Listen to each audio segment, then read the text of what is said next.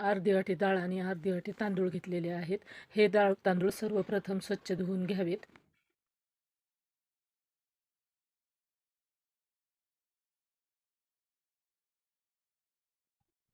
डाळ तांदूळ अशा पद्धतीने स्वच्छ धुवून घ्यावेत.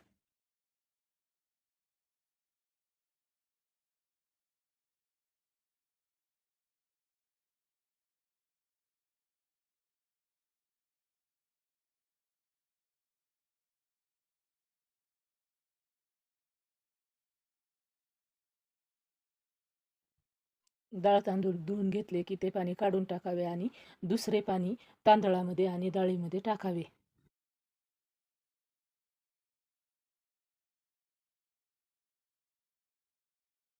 डाळ तांदूळ स्वच्छ धुवून घेतल्यानंतर डाळीमध्ये हळद, हिंग आणि चवीप्रमाणे मीठ टाकावे. वरण शिजण्यासाठी वरणामध्ये हळद, हिंग, मीठ टाकल्यानंतर भातामध्ये मीठ टाकावे आणि वरण आणि भातामध्ये मीठ व्यवस्थित मिक्स करून घ्यावे.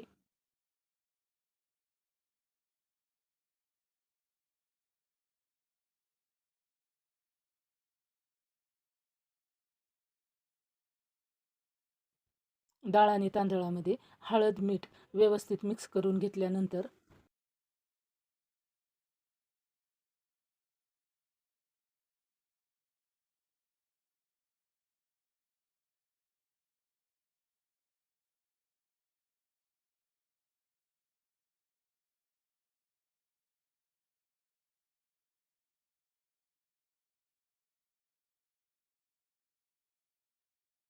कुकरमध्ये थोडंसं म्हणजे 1 ते 1.5 ग्लास पाणी टाकावे.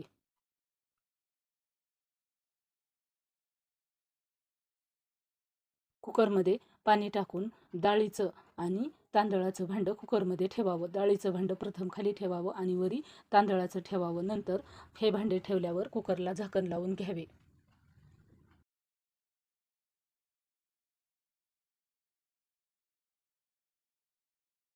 कुकरचं झाकण लावल्यानंतर कुकरच्या 3 शिट्ट्या झाल्यानंतरच गॅस बंद करावा. 3 शिट्ट्या झाल्या म्हणजे आपलं वरण भात तयार.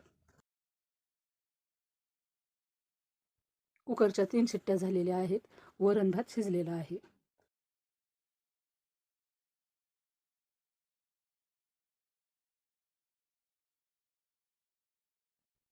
कुकरच्या 3 शिट्ट्या झाल्या आहेत म्हणजे आपलं वरण भात खाण्यासाठी तयार आहे.